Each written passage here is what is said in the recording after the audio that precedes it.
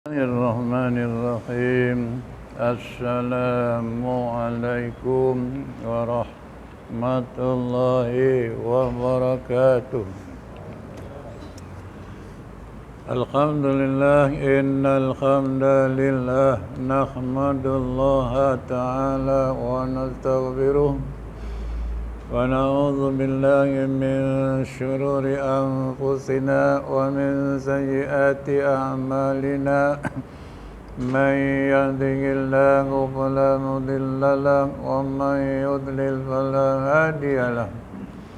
Nashhadu an la ilaha illallah wahdahu la syarika lahu wa nashhadu anna sayyidana Muhammadan abduhu wa rasuluh arsalahu bil huda wa dinil haqqi liyudhhirahu ala dini kulli walau karihal kafirun walau karihal musyrikun walau karihal munafiqun. Sallallahu wa sallama ala sayyidina Muhammad wa ala alihi wa ashabihi ajma'in. Rabbi shrah li sadri wa yassir li amri wa hlul 'uqdatam min lisani yafqahu qawli. Alladzi 'allama bil qalam 'allamal insana ma lam ya'lam. Muslimin muslimat rahimakumullah. Alhamdulillah, setinggi-tinggi syukur dirafa'kan kehadirat Allah Subhanahu wa ta'ala. Kurnia nikmat yang tiada terhingga, taufik serta hidayah dan inayah.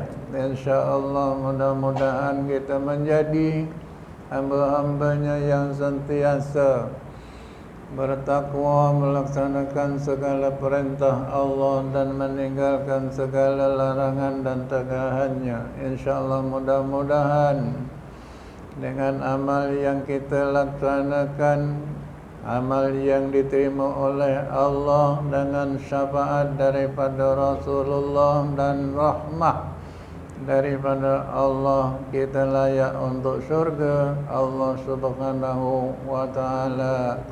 InsyaAllah, amin ya rabbal alamin. Muslimin muslimat rahimakumullah. Sekarang kita berada di dalam bulan haram, bulan yang sangat dihormati, bulan yang sangat dimuliakan oleh Allah Subhanahu wa ta'ala, di mana Allah menjanjikan ganjaran-ganjaran yang tiada terkira banyaknya. Dan ini adalah bulan Muharram. Malam ini adalah malam kedua daripada bulan Muharram, di mana bulan Muharram itu kemuliaannya, kehebatannya, yaitu dia termasuk di dalam bulan-bulan yang dikatakan walayalin ashri, yang mempunyai bulan yang 10, malamnya 10, gitu. Jadi oleh kerana itu, maka kemuliaan ataupun penghormatan, kebesaran di bulan Muharram ini adalah hari Ashura, begitulah. Walau bagaimanapun macamnya, kita baru sekejap masuk bulan Muharram, hari ini dah bulan Muharram lagi. Subhanallah. Walau bagaimanapun kita baru sahaja keluar daripada Syawalnya, daripada Ramadan, Syawalnya, Zulhijjahnya, dan masuk kepada Muharram ini. Walau bagaimanapun, maka kita mengingat, maka mengingat itu, wa zakir fa inna zikra tanfa'ul mu'minin, maka itu adalah ingatan Allah kepada kita lah. Gitu ya. Jadi kita sentiasa sama-sama mengingat, dan mengingat itu adalah banyak mendatangkan faedah kepada orang-orang yang beriman. Jadi insyaAllah, maka di dalam keberkatan orang-orang alim memberi maklum bahawa tiada puasa yang terlebih baik daripada puasa selain daripada Ramadan, ya, maka puasa di bulan Muharram, gitu. Sebab di dalam bulan Rajab, di dalam bulan Zulhijjah, maka amalan-amalan yang tercantik. Tetapi di dalam bulan Muharram ini, amalan yang terbaik selain daripada Ramadan, puasa Ramadan, maka adalah puasa di dalam Muharram. Jadi orang zaman biyen memang kalau tiba bulan Muharram ini, maka dia sangat-sangat menghormati. Kerana di dalamnya ada banyak perkara-perkara yang berkaitannya, yang menyedihkan dan yang menggembirakan. Tetapi kebanyakan daripada orang alim bahawa ia mengambil yang tidak menyukakan, yang menyedihkan. Jadi di dalam bulan Muharram ini, maka kesedihan dilakukan oleh zaman-zaman silam, peristiwa-peristiwa yang Karbala dan lain-lain. Maka orang-orang zaman biyen mengambil keputusan tidak akan melakukan perkara-perkara yang membawa kepada gembira di dalam bulan Muharram. Lebih-lebih lagi iaitu mengadakan pernikahan, maka sangat-sangat dilarang zaman biyen. Apa sajalah program-program yang menggembirakan maka ditangguhkan di dalam bulan Muharram. Jadi muslimin muslimat rahimakumullah, bahawa untuk memberi maklum orang-orang alim bahawa kalau nak puasa, dia kata, maka ambillah puasa yang terbaik di dalam Muharram ini, iaitu puasa Ashura. Ashura itu iaitu hari yang ke-10 daripada Muharram. Walau bagaimanapun nabinya mengingatkan bahawa kalau sekiranya diambil satu sahaja Ashura, maka pas puasa itu sama dengan puasa Yahudi di dalam bulan Muharram. Rupanya orang Yahudi pun dia sangat menghormati bulan Muharram dengan adanya hari Ashura, iaitu bahawa ditanya oleh Rasulullah, kenapa kok engkau puasa pada hari ini Ashura? Dia kata, saya berpuasa di atas keselamatan Nabi kami, Nabi Musa alaihi salam. Selamat daripada selamat daripada ancaman daripada Fir'aun, dan diselamatkan oleh Allah Subhanahu wa taala. Dan banyaklah peristiwa-peristiwa. Saya ingat ada 1001 macam peristiwa yang begitu besar untuk hari Ashura. Jadi Allah Subhanahu wa taala memilih hari Ashura itu adalah satu hari kebesaran dan kemaafan kepada mereka-mereka, lebih-lebih nabi-nabi yang terdahulu, untuk lepas daripada dosa kepada Allah Subhanahu wa taala. Pertama-pertamanya iaitu Nabi Allah Adam alaihi salam, yang telah membuat kesalahan di dalam syurga. Wala taqrabu hadhihi syajarah. Nabi Allah perintah kepada Adam, ingatkan wahai Adam, kau jangan dekat dengan pokok ni, berdekat aja. Wala taqrabu hadhihi syajarah, jangan kamu dekati pokok ini. Bukan ditegah makan, tetapi hanya ditegah jangan dekat. Tetapi oleh kerana angkara syaitan dipahamkan begitu, bahawa bukan saja mendekat maka termakan. Maka dengan larangan itu Allah keluarkan Nabi Allah Adam alaihissalam daripada syurga bersama dengan isterinya iaitu Hawa.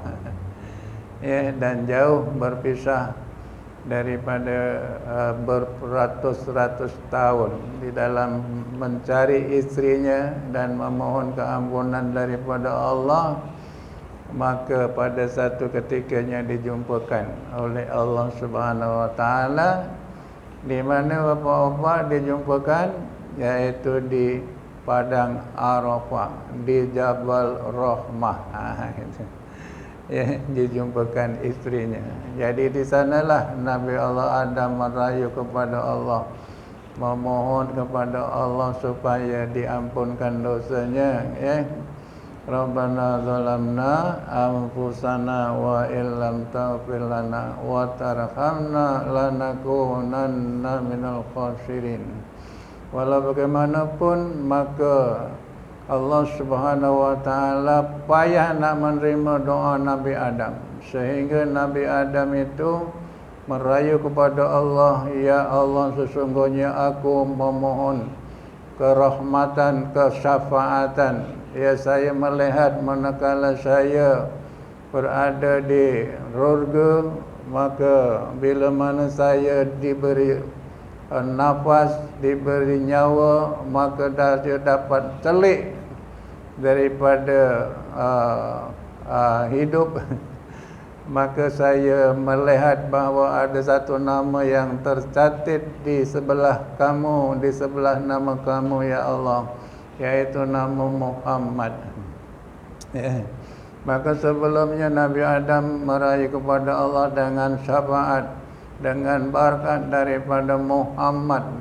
Maka Allah tanya, siapa Muhammad itu wahai Adam? Barulah Nabi Adam beritahu, yang mana dia melihat nama Muhammad itu tercatat di sebelah nama Allah Subhanahu wa taala. Maka baru itulah Allah mengampunkan dosa Nabi Allah Adam, kesalahan Nabi Allah Adam, yaitu pada hari Asyura. Itu satu daripadanya lah. Dan banyak lagi lah kisah-kisah yang mendapat keampunan, yaitu Nabi Allah Ibrahim selamat daripada api Fir'aun, api Namrud, dan juga Nabi Allah Yunus selamat daripada perut ikan Nun. Ya, dan di situ ada doa-doa yang ditinggalkan. Jadi di dalam bulan Muharram ini, maka itulah perkara-perkara yang menjadi satu kenangan kepada setiap Muslim, bahawa hari Asyura adalah hari kemenangan yang diberikan oleh Allah Subhanahu wa taala kepada makhluknya. Maka di sana, di dalam bulan Muharram ini, maka puasa yang terbaik adalah puasa Asyura. Oleh kerana nak membedakan antara puasa Yahudi dengan puasa orang Islam di dalamnya, maka Nabi berpesan, kalau nak puasa untuk bedakan Yahudi, maka puasalah dengan hari Tasyu'a. Tasyu'a iaitu hari yang ke-9. Itu. Ya, tapi orang zaman biyen bukan sekadar puasa 10 hari. Kok ya sebulan mangkreng lah puasa ni. Sebulan mangkreng. Kata orang Jawa, loh, orang Melayu tanya mangkreng itu apa, Ustaz? Masih tanya lagi.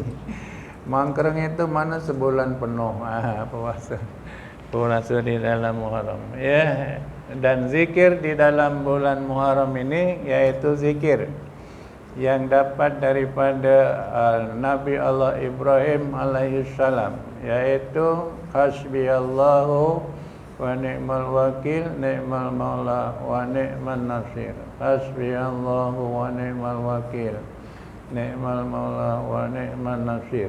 Ya, seberapa banyak yang kita nak baca, maka jangan kurang daripada sekali, elok dengan 3 kali, dan sebanyak-banyaknya adalah sesuka hati. Cumanya jangan sekali-kali tak buat lagi. Ya Allah, ya Rabbi. Muslimin muslimat rahimakumullah. Hasbiyallah wa ni'mal wakil, ni'mal maula wa ni'man nasir, yang saya baca di dalam kitab Jawahir Mauhub. Maka dia kata, diamalkan yang di kemuncak hari nak amalkan hasbiyallah wa ni'mal wakil, ni'mal maula wa ni'man nasir adalah selepas daripada asar hari Asyura. Lepas hari asar hari Asyura dibaca 70 kali. Gitu ya.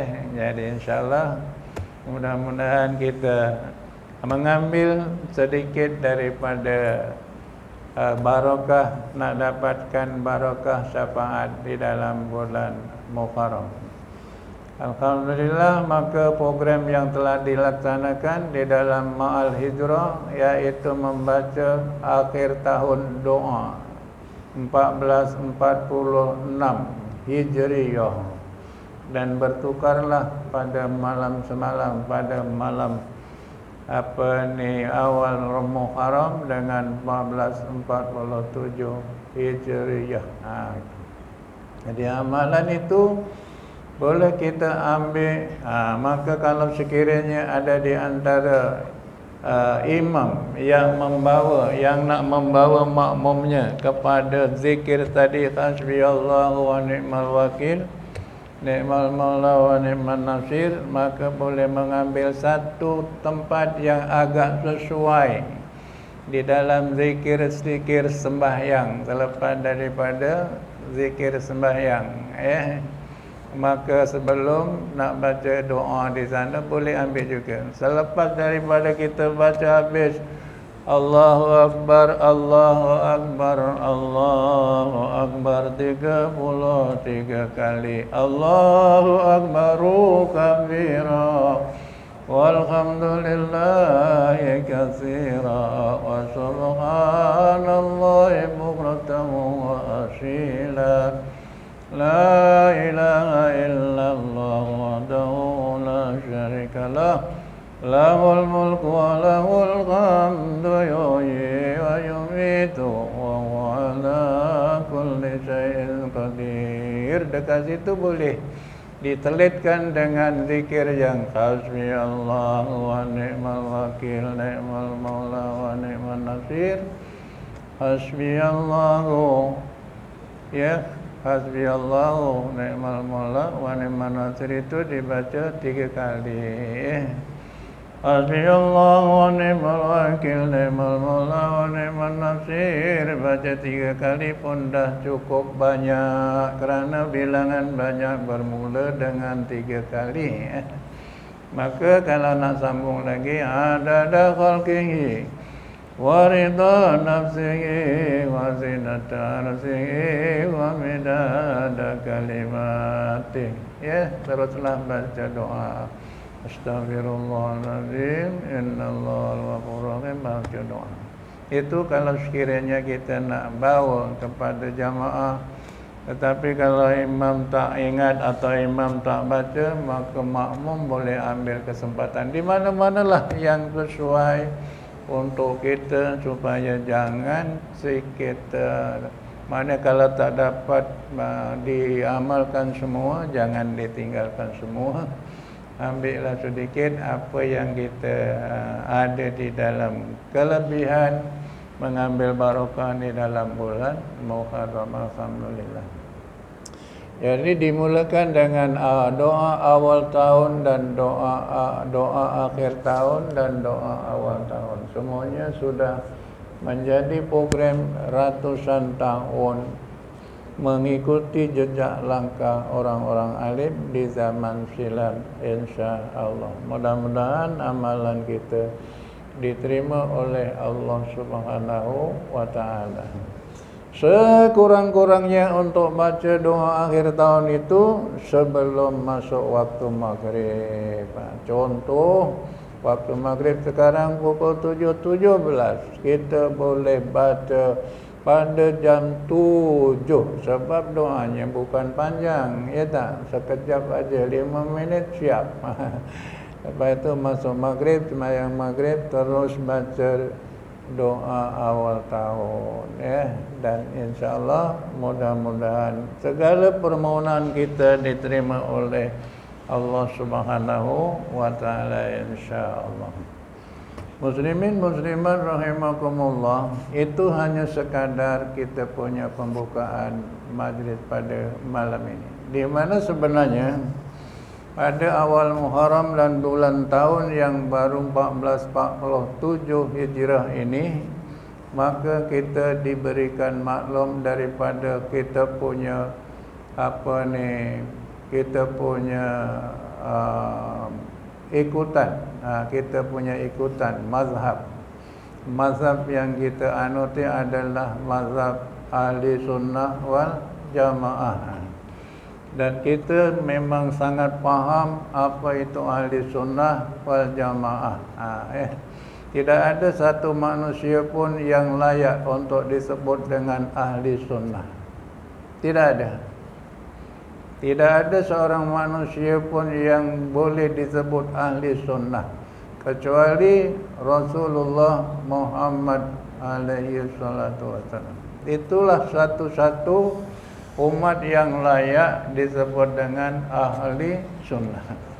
Ya, kalau kita dikata awak mazhab apa, mazhab ahli sunnah, ya kita kena teruskan dia punya cakap kita ahli sunnah wal jamaah. Kalau ahli sunnah saja tidak ada seorang pun yang layak kecuali Allah Nabi Muhammad sallallahu alaihi wasallam. Kerana apa disebut ahli sunnah itu? Kerana segala percakapannya adalah sunnah, segala perbuatannya adalah sunnah. Dan apa yang disebut berjuta-juta kalimah lafaz keluar daripada mulut Nabi, semuanya adalah hadis atau sunnah.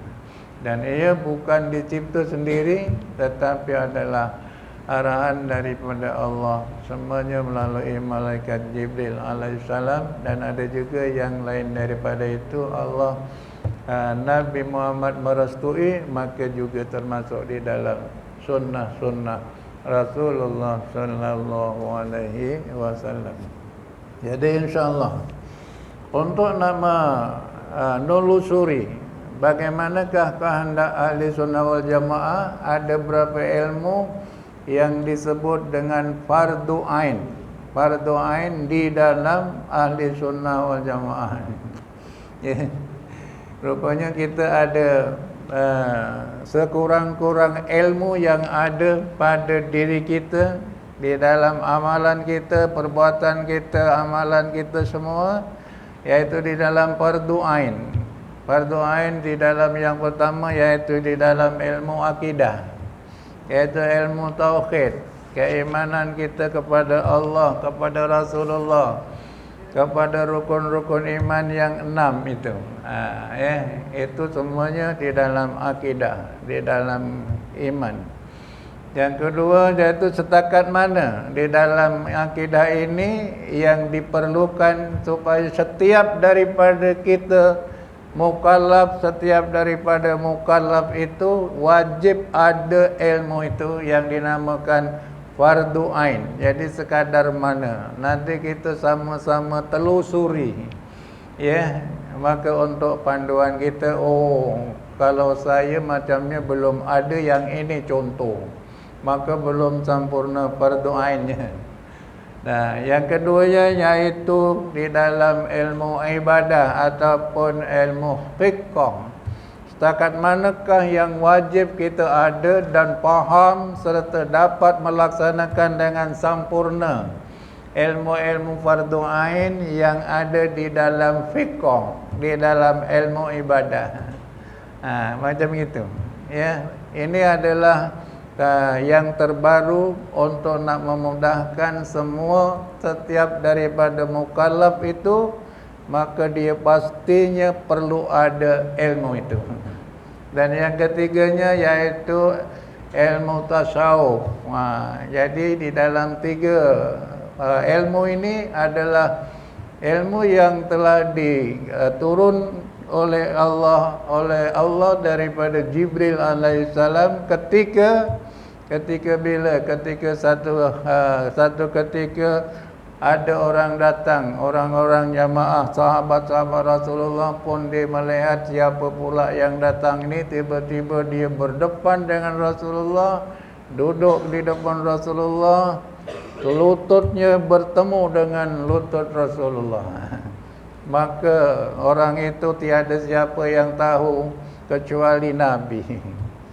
Orang itu bertanya, mahwal Islam, mahwal iman, mahwal ihsan. 3 perkara inilah yang menjadi satu asas kepada kita untuk berfaham dan dapat melaksanakan yang dikehendaki kita sebagai mazhab ahli sunnah wal jamaah itu.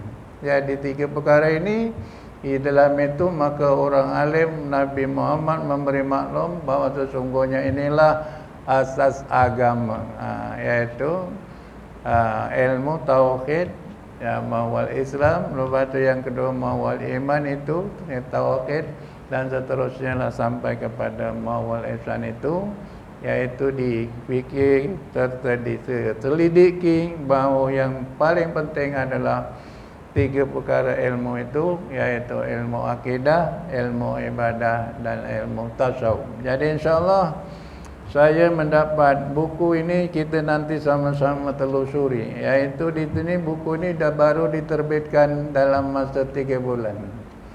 Ya, ini adalah usaha daripada orang-orang alim yang begitu teliti untuk nak memudahkan kepada penganut-penganut ataupun mazhab ahli sunnah wal jamaah untuk diikuti. Ya, maka kita akan telusuri setakat manakah ilmu fiqh atau ilmu akidah atau ilmu tasawuf yang perlu ada, wajib ada, yang dinamakan fardu ain, yang wajib ada pada tiap-tiap mukallaf. Mukallaf itu iaitu orang Islam, orang yang cukup menanggung balik, dan juga mereka sampai seru. Nanti kita akan selusuri di dalam kitab ini berkaitan dengan ilmu-ilmu yang tersebut. Jadi insya-Allah walau bagaimanapun tak tahu sampai bila, kalau ada kesempatannya maka kita akan teruskan satu persatu berkaitan dengannya. Saya tengok macam tak banyak, ya, tetapi perlu dipahami. Sebab kita nak faham, kita nak tahu bagaimana nak melaksanakan perkara-perkara yang ada di dalam kefarduan ain di dalam tiap-tiap individu mukallaf itu, yaitu di dalam tiga ilmu tadi. Jadi yang pertama sekali di dalam kitab ini, di dalam buku ini, yaitu dicatatnya berkaitan dengan ilmu akidah. Akidah itu yaitu ilmu tauhid, kepercayaan kita kepada Allah Subhanahu wa taala. Ustaz, kita macamnya dah ngasar, tak lama lagi dah maghrib, macamnya macam itu, kenapa kok baru sekarang kita dapat maklumat macam itu? Sebab itulah orang-orang alim, ulama-ulama sentiasa memikirkan keadaan yang paling sesuai untuk kita yang berakidah ahli sunnah wal jamaah ini. Berapa perlunya apa tadi itu dinamakan fardu ain di atas tiap-tiap mukallaf tadi.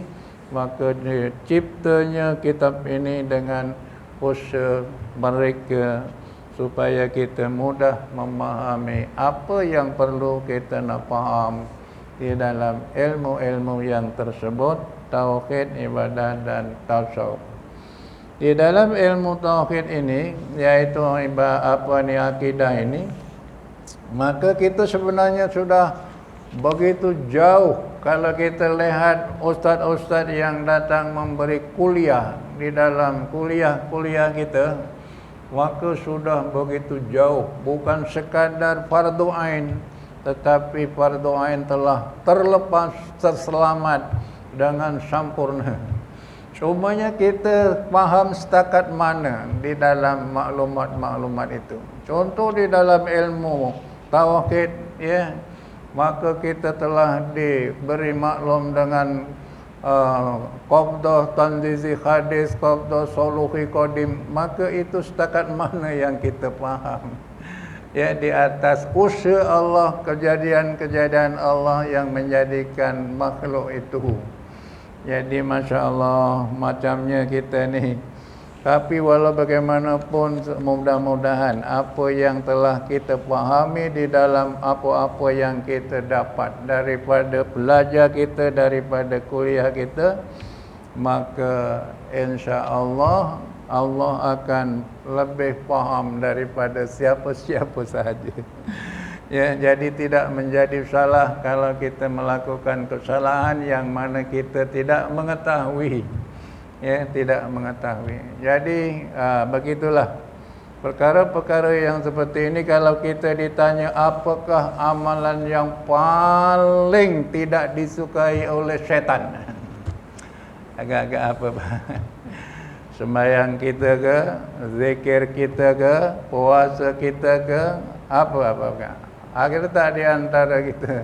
Ini ada yang tahulah sebab kita dah terbongkar di dalam kita punya YouTube dan lain-lain, TikTok. Apakah amalan yang paling tidak disukai oleh syaitan, Pak? Ya. Apa?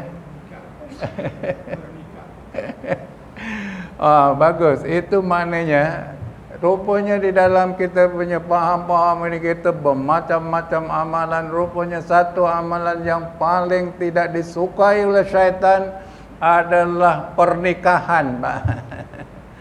Pernikahan. Itu. Kerana apa? Kerana pernikahan ini, Pak, yaitu segala apa yang kita lakukan dengan kita punya pasangan, maka sepanjang-panjangnya itu adalah pahala, segala pahala, Pak. Sekali aja kita buat program apa yang kita buat ni? Faham-fahamlah kita buat program tu, Pak. Sekali aja buat program, maka dia punya ganjarannya seperti berkorban sebanyak 100 ekor kambing, Pak. Satu projek aja, maka la ilaha illallah. Dia seperti sedekah dengan 100 ekor kambing. Maka projek kita, subhanallah, berapa projek buat saya. Itu. Sebab itulah maka kenapa syaitan sentiasa membawa usaha untuk menggagalkan perhubungan suami isteri. Ya. Dan sehingga kan malaikat memberi pesan bahawa apabila berlakunya satu perceraian, maka gegar arasy. Tak pernah gegar arasy ini kecuali dengan ada perceraian. Dia punya dahsyatnya kita punya pernikahan itu.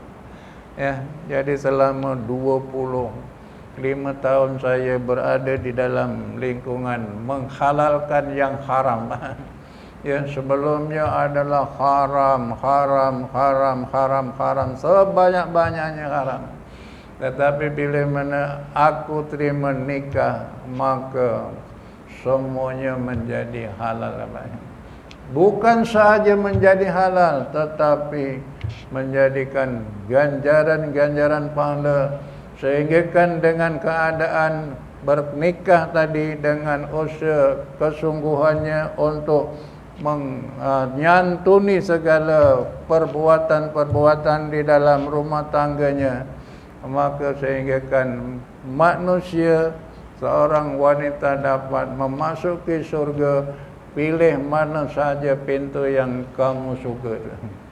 Tetapi kegagalan mereka di dalam untuk nak memasuki surga dengan pintu yang telah dibuka seluas-luasnya, satu aja kebanyakannya yang menggagalkan mereka, yaitu mereka kurang santuni suami mereka.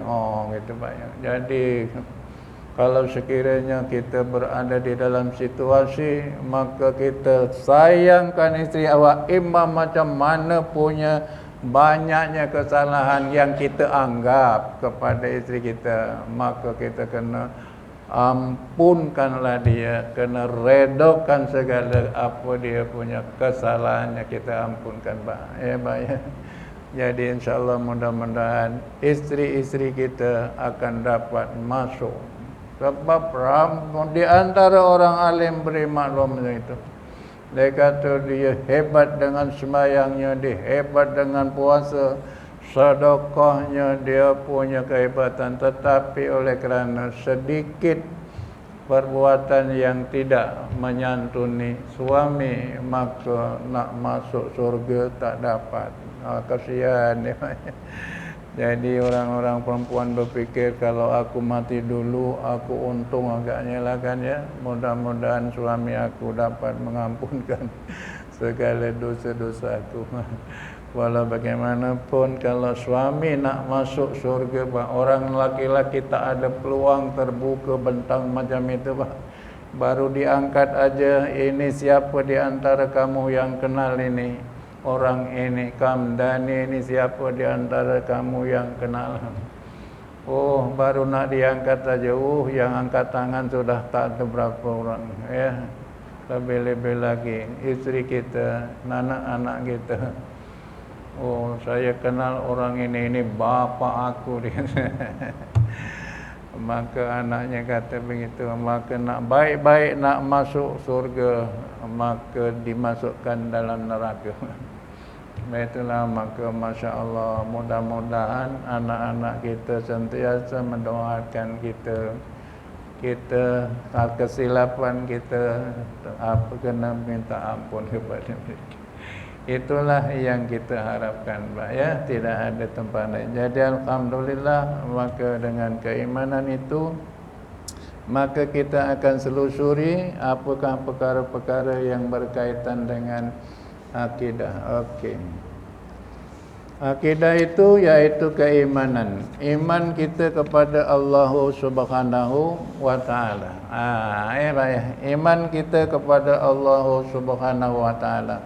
Siapakah mereka-mereka yang dinamakan perkara yang perlu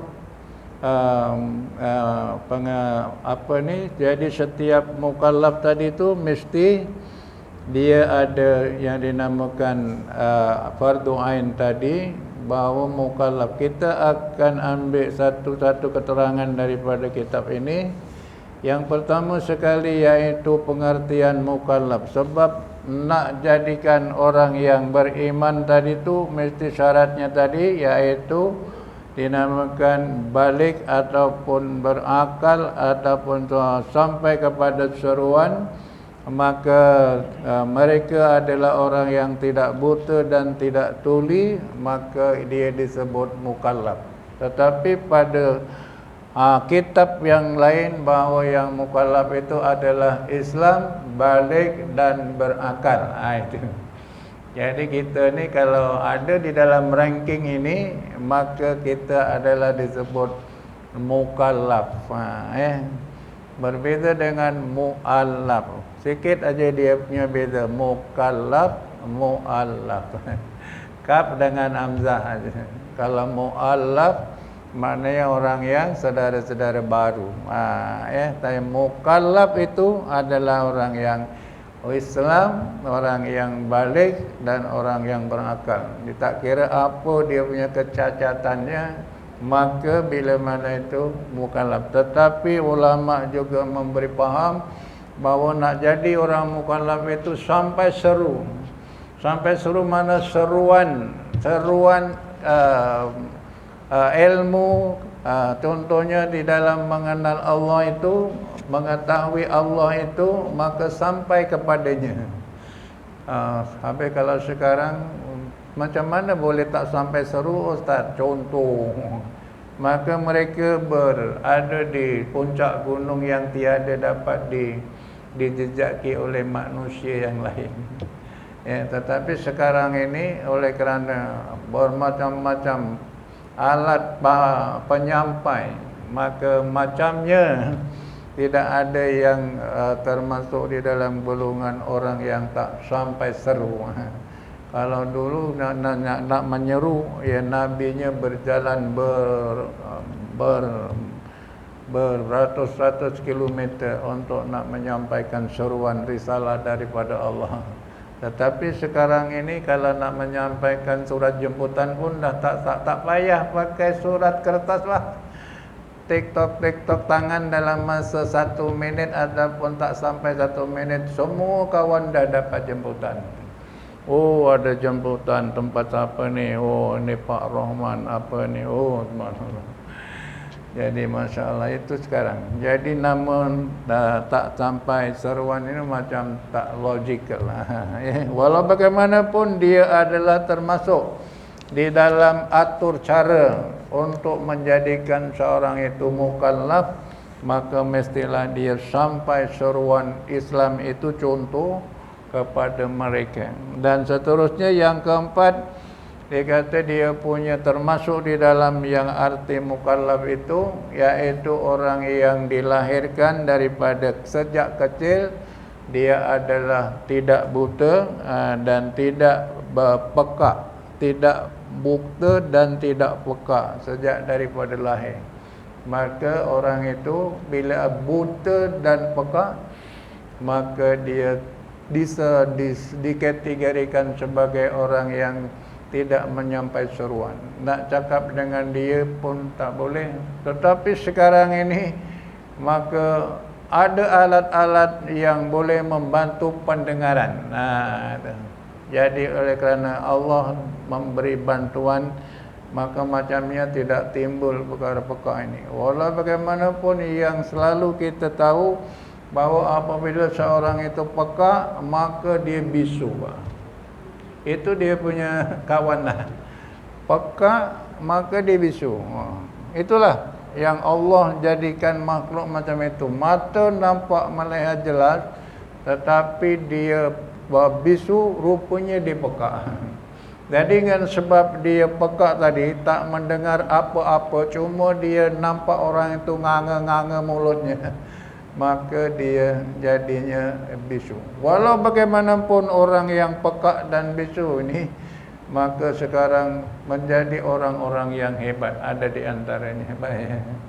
Kalau orang yang buta dia dengar, maka Quran pun 30 juzuk hafal. Kita yang melek mata melorok ya, hanya sekadar qul huwallahu ahad dengan qul ya ayyuhal kafirun ajiba. Ini sajalah Pak, bukan nak cakap orang lain. La ilaha illallah, maknanya kita menzalimi Rabbana zalamna. Sebab itulah Rabbana zalamna itu Pak, maka memang sangat layak dibaca untuk kita merayu kepada Allah itu. Rabbana zalamna anfusana, kerana kita menzalimi diri sendiri Pak. Mata kita celik macam itu, tak dapat membaca Quran dengan hafal cuma qul ya ayyuhal kafirun inna a'tayna aja. Tapi yang buta Pak, maka dapat 30 juzuk itu. Tak payah. Yo, Masya Allah, Ya Rabbi, ampunlah Ya Allah, Pak ya. Rabbana zalamna anfusana wa illam taghfir lana wa tarhamna lanakunanna minal khasirin. Okey, oleh kerana setiap mukallaf, maka kita akan selusuri mukallaf itu tadi, yaitu mukallaf berasal dari perkataan taklif. Taklif iaitu yang berarti bebanan. Mukallaf artinya bebanan. Jadi orang yang Islam, yang balik, yang berakal tadi itu, Allah Subhanahu Wa Taala akan bebankan. Apa yang dibebankan? Yaitu segala hukum-hukum yang telah ditetapkan tadi, yaitu dengan tauhidnya, dengan ibadahnya, dengan tasawufnya, itu beban. Mukallaf ialah orang yang diberani, orang yang dibebani, atau orang yang sudah layak dijalankan hukum-hukum syarak yang 5 ke atasnya, yaitu wajib, sunat, harus, makruh dan haram. Jadi orang mukallaf ini tadi, maka orang yang telah dilayakkan, Allah Ta'ala yang menjadikan manusia bila mana kepada mukallaf, sudah mukallaf itu, maka dia akan terbeban. Dengan apa? Dengan segala apa yang diperintah oleh Allah Subhanahu Wa Ta'ala, itu iaitu di mukallaf. Itu 5 perkara yang ada di situ, 5 hukum, iaitu dengan yang mana yang wajib, yang sunat, yang harus, yang makruh dan yang haram, maka terbeban di atas orang yang mukallaf itu. Baik. Kemudian kata dia, seorang yang dianggap mukallaf sekiranya telah mematuhi ke semua 4 syarat berikut. Syarat-syarat yang disebut mukallaf tadi iaitu berikut. Yang pertama iaitu akil. Akil itu mana kita berakal. Yang kedua itu balik. Balik itu berakal itu mana tak dia fikirannya adalah fikiran yang siuman itu berakal. Dapat membezakan di antara yang baik dengan yang jahat, yang kotor dengan yang bersih, itu namanya akal. Ya, dapat mengetahui bagaimana kaedah-kaedah apa yang berlaku. Kemudian yang keduanya iaitu balik. Balik ini maknanya sampai umur yang menanggung kewajiban syara itu. Maknanya kita akan bincangkan nanti tanda-tanda balik itu yang telah kita pahami dengan jelas. Balik, ya, maknanya kalau sekiranya ada tanda-tanda balik itu laki-laki telah keluar mani tandanya, dan orang perempuan itu ataupun keluar mani ataupun dia telah datang haid, contohnya macam itu. Kalau sekiranya tak ada tanda-tanda itu keluar, maka ada had umur yang dikatakan umur balik itu. Iaitu umurnya lebih kurang ada yang kata 16, ada yang kata 15. Tetapi kalau ikut hukum daripada hukum syar'inya iaitu umur 16 tahun. Bang, dah masuk ya? Okey, alhamdulillah kita berhenti dahulu untuk azan waktu Isya insya-Allah. Lepas tu kita sambung nanti sekejap.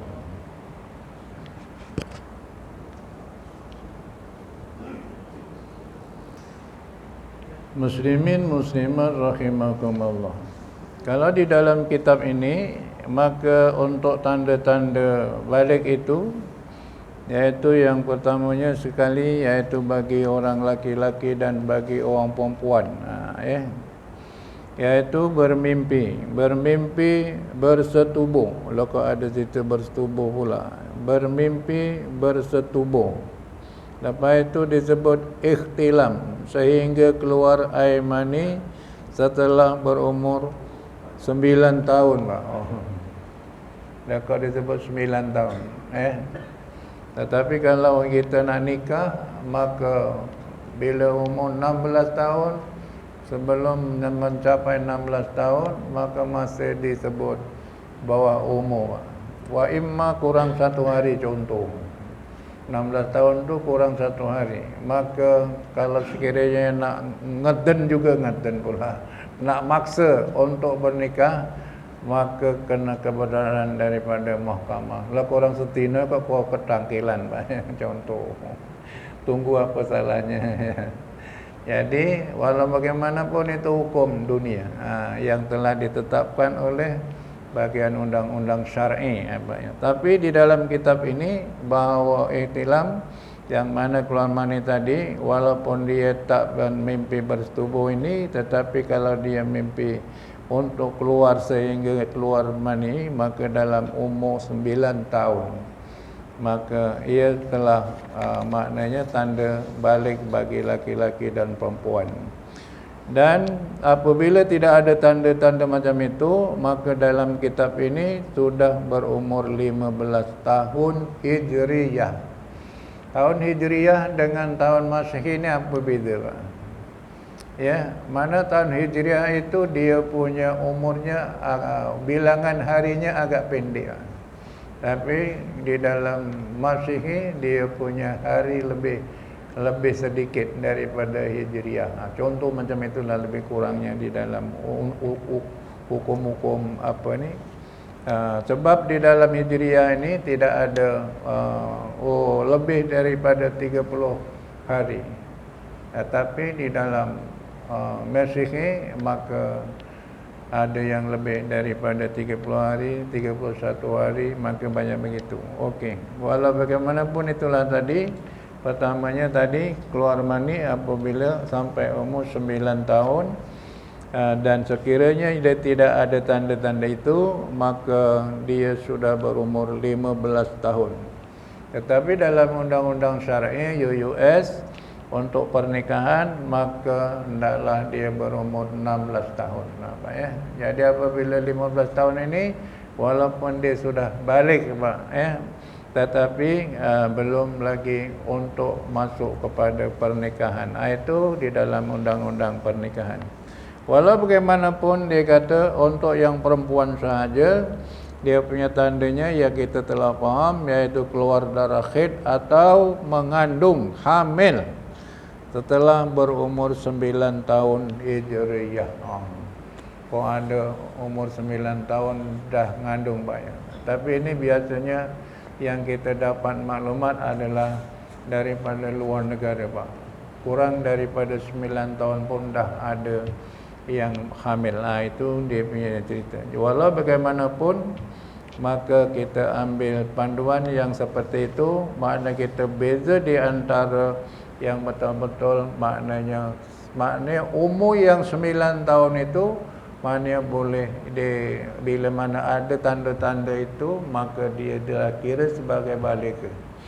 Walau bagaimanapun yang kita terima daripada beberapa penjuru, Pak ya. Jadi di antara anak-anak kita yang berumur 12 tahun di sekolah darjah 6 itu sekarang ini, mana sudah banyak yang balik, mana sudah banyak yang datang kita. Cuma ialah kita mungkin kita tinggal cucu, anak dah tak ada agaknya. Jadi yang ada anak-anak itu, maka kita pahami mereka dan kita santuni mereka dan kita atur mereka sampai kepada tanda balik ini. Mesti dia ada 3 perkara pahaman daripada mazhab Ahli Sunnah wal Jamaah ini dengan fardu ain yang 3 ilmu tadi. Maka kita sentiasa berwaspada dengan itu supaya anak-anak kita di dalam keadaan yang balik tadi itu dapat menerima ilmu itu sekadar yang fardu ain tadi dengan sempurna dan faham. Itu baik ya. Alhamdulillah. Maka disebut hikmah umur akil balik ialah 15 tahun Hijriyah. Antara hikmahnya ialah ketika berumur 15 tahun Hijriyah itu seseorang itu telah layak untuk berkahwin. Berkahwin. Tapi layak berkahwin kalau sekiranya umur 12 tahun, orang zaman biyen 12 tahun pun dah dikahwinkan, Pak ya. Kerana kita takut anak-anaknya dirampas di Jepun contoh. Maka umur 12 tahun itu maka ada anak-anak yang telah dikahwinkan. Pada ketika itu mungkin di dalam undang-undang US ini belum berfikir begitu, hanya berfikir bahawa sesungguhnya budak ini telah layak untuk dikahwinkan, contoh, bergantung kepada keluarga. Dan kadang-kadang 12 tahun itu dia punya jodohnya umur 50 tahun pun ada, Pak dia. Pada ketika itulah kerana bapa-bapa khawatir dengan keselamatan anak-anak pada ketika itulah. Itulah maklumat-maklumat yang kita tahu sedikit sebanyak pada zaman yang silam, iaitu 50 tahunan ke atas. Ya Pak, walau bagaimanapun amaran kita sangat kuat disuruh kita berhenti, Pak. Walau bagaimanapun insyaAllah ya, kita akan telusuri seterusnya nanti untuk pahaman yang dinamakan fardu ain pada tiap-tiap kita satu persatu dengan jelas dan faham. Kalau tak kena faham maka cukup bertanya, sebagaimana tak tahu nanti saya akan tanya pihak yang atas. Jadi saya akan berpandukan kepada kitab ini untuk kita dapatkan ilmu fardu ain dalam setiap ilmu yang 3 tadi, Pak ya. Jadi minta maaf yang banyak-banyak kepada Bapak semua, yang baik daripada Allah, mudah-mudahan yang kurang elok maka mohon kesempurnaan kepada Allah. Kita akhiri dengan sama-sama tasbih kafarah. Bismillahirrahmanirrahim. Subhanallah wa bihamdi subhanakallahumma rabbana wa bihamdika asyhadu an la ilaha illa anta astaghfiruka wa atubu ilaik. Bismillahirrahmanirrahim. Wal 'asri innal insana lafi khusr illa alladzina amanu wa 'amilus solihati wa tawasaw bil haqqi wa tawasaw bis sabr. Sadaqallahul azim wa billahi taufiq wal hidayah. Wassalamu alaikum warahmatullahi wabarakatuh.